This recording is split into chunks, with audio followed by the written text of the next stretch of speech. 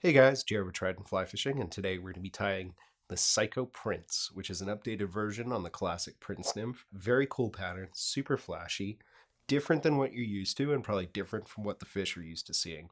We're going to get started on this right now. So for a hook today, I have a Tiemco 200R in a size 12, and I'm just going to use a hairline plummeting tungsten bead, size to match the hook, in gold. So the first thing I want to do here is set my bead and set my taper. So what I'm going to do is use some lead wire, and I have 0.2020 lead wire, and I like to start it right here at the hook point. So I started at the hook point and I wrap all the way up in loose turns right up to my bead. And right when I get there, I'm just going to break that wire off, push it all the way up into my bead, and that's going to help me seat my bead and set my taper. So once we have that on there, I'm just going to grab some thread. And for thread here, you can use whatever you want. I have some Uni 8 in black. Black is fine. If I had purple, which is the color of this fly, I'd probably use it, but it really does not make a difference. So we're just going to get some wraps through here and then get this all the way back. Down my bend. Get rid of that tag. And then we're going to tie in the tail. So before we tie in our tail, I like to take a little bit of ice dub, or you can use the thread too, but I like to use a little bit of ice dub here. And we're going to create a little bump that's going to splay our tail out. So just too much on there. You really only need a tiny, tiny bit. We could do this with a mix of this ice dub and thread. So right there, we get our little bump. And then we're going to tie in our tail, which is going to be a traditional tail of biots. So I have goose biots. I'm going to lay them back to back so they splay out. And I believe this color is tan. You could probably use a number of different browns. So depending on how long you like them, I'm looking for, a little bit longer than half the body. So I like to get them on there and get one loose turn. Check where those are. We can tighten them up a little bit, and then we can also adjust them. So I'm going to come back, make sure they're splayed, make sure they're even. That's about where I want them. Let's just come in here, and you'll see everything I'm doing is going to be right up to this point at the lead here, where this lead stops. And that's going to help us with our taper. So the next thing we're going to do is grab some pheasant tail fibers. And this is going to be the back on the fly. It's just going to create some contrast. So I'm grabbing 8, 10, 12 fibers maybe. Just enough so that it's, wide enough for this fly. I cut off the tips here and we're just going to tie them in on my side and roll them around to the top of the hook shank. Just bring those all the way back. Bring my thread back to that tie-in point. And then we're going to grab some UTC copper wire.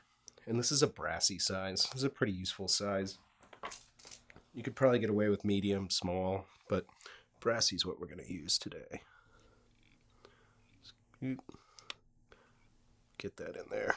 And then again, we'll bring this all the way back without cutting our thread in the hook point. So I like to leave my thread halfway between my lead there and the back of my hook. We're just going to start dubbing. So we're going to use some ice dub in purple. This is the lighter purple. There's a couple different shades of purple. So I'm just taking this and manipulating it in my hands so that it's nice and spread out so it'll dub better. And ice dub is hard to dub onto a thread sometimes.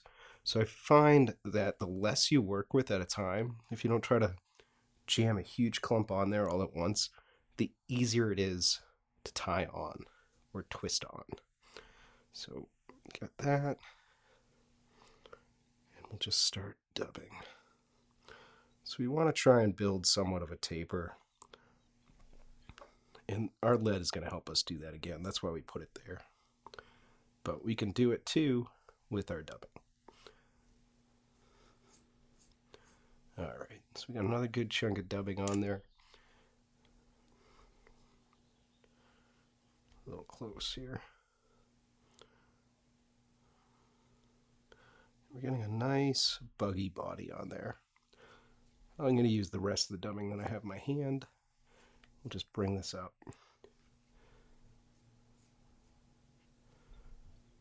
Right to there. And we got a pretty good little taper. Okay. So next thing we're going to do is just pull our back or our shell back or whatever you want to call this over. We want to make sure that they lay relatively flat.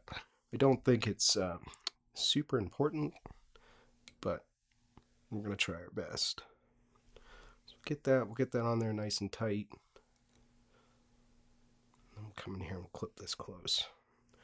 Now let's wrap our wire through, and this is going to kind of tighten everything up and create some segmentation. That's looking real good to me.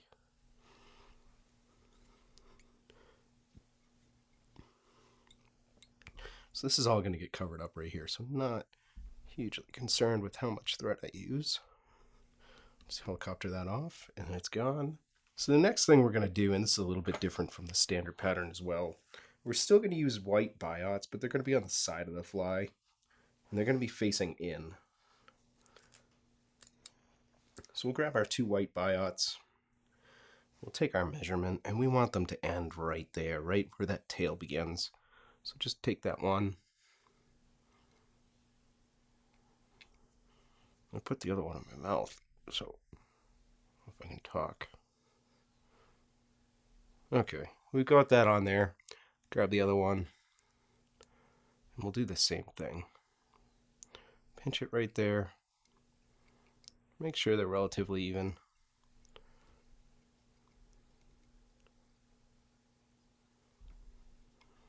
Cover those up, and we'll just take out this excess here.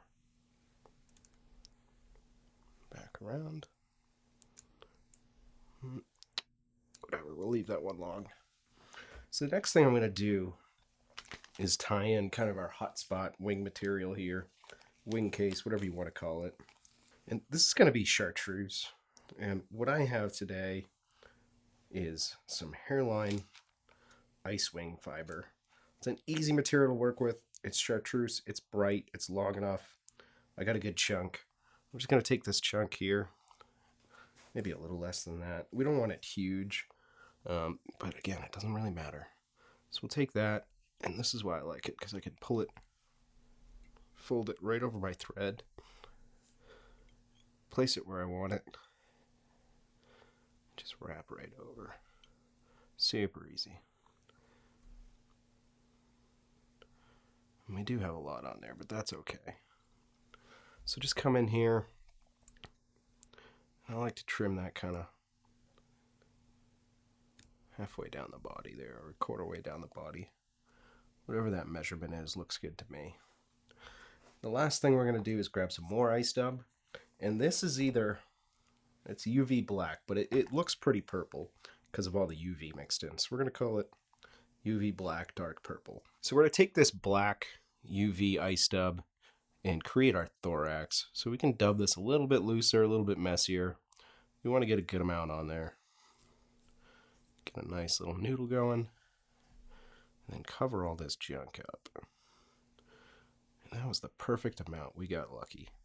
So once we're here, we're just going to whip finish and we'll be done. Guys, if you enjoy these videos, make sure you hit like and subscribe. Hit the bell notification so you're notified of all of our future fly tying videos. That way you won't miss any. Alright guys, so that's pretty much it. I think it's a cool little fly. The colors are incredible. Purple works well. Gold works well. Yellow works well. Black. Chartreuse. This is just a great attractor stone fly. Use it as your point fly. Use it as an attractor. Give it a try and let us know what you think in the comments below. Thanks for watching, and we'll see you next time.